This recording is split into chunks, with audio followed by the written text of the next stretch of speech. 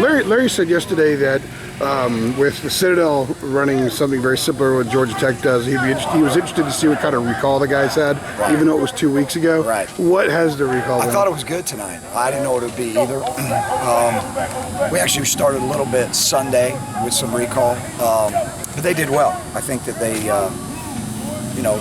understand the offense a little better now because there are some similarities. But overall, the recall was good. Is there anything that's maybe different that we might recognize that the Citadel does from Georgia Tech?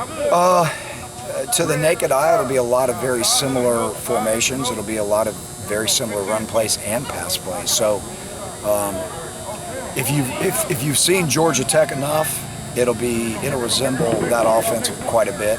There's a little bit of intricate differences probably here and there that the naked eye really won't see, but we do.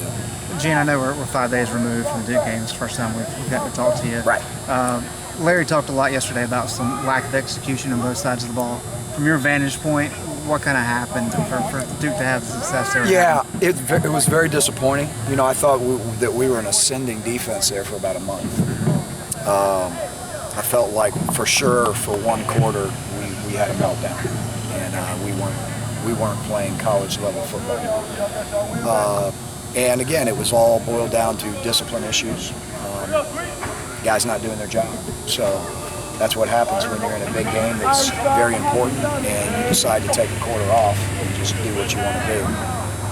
So that was disappointing, but we'll get them back on track and hopefully we'll play much better this week. There's been games in the past where you've challenged them at halftime and instead of making big adjustments, just encourage them to kind of do what they're supposed to do. Is that what happened Thursday? Yeah, I mean it was some of that, and again, one thing that I really like about our defense is when you challenge them, they respond. There's very few times where we've challenged them and they haven't really responded favorably. So, we did that this week, going into this particular game. We did a little bit at halftime at Duke. So, again, if you're going to play good defense, everybody's got to do their job, be where they're supposed to be, and it's got to be important to you. And if one or two guys don't believe that is important enough, then it breaks down your whole defense, and that's unfortunate. That's what happened. Aside from the Duke game, have you seen the regret? You hadn't seen that regression though for quite a while, right? No, I haven't. I've really seen us be an ascending defense. I really feel that way. I think that every week we've gotten better at a lot of different things. So I was expecting us to play much better. If you look at the first couple of series of the game, that looked like that's where it was headed. And then it took a nosedive after that. So, again, we addressed it, and hopefully that's not going to happen again. What do you think they learned from it, and what did you learn from it about your defense? There's not a lot that I learned other than,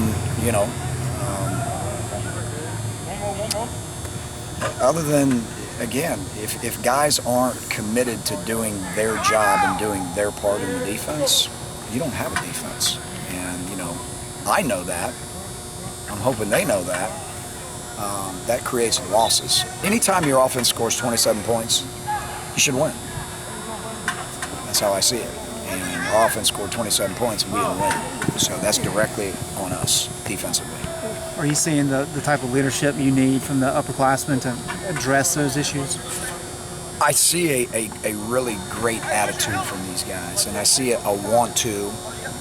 Nobody tried to not do their job. I think people strained a little bit to try to maybe make plays that weren't theirs.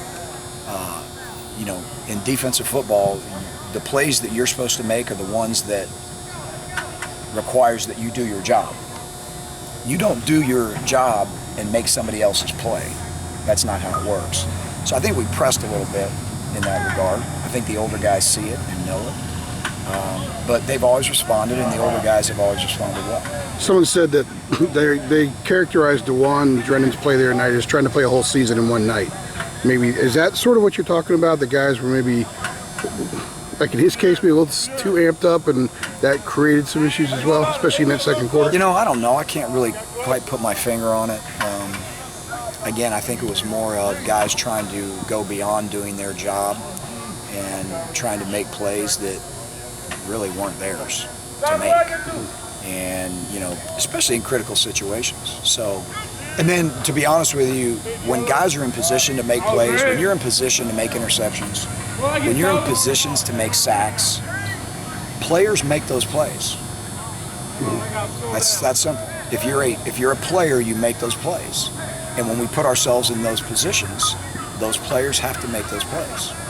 And we put ourselves in positions the other night to make plays, and we didn't get it done. So a combination of those two things is really kind of the final result. Donnie was talking about the differences between what Georgia Tech does and what the Citadel does on Monday. Is it different enough that fans and media would be able to pick up on it? I don't think so. I think there's, again, to the naked eye, it all looks very similar. Yeah. They have different plays and they have new plays, but I don't know that, unless you're studying the film, I don't know that anybody would really see that. All right. All right. Thanks, guys.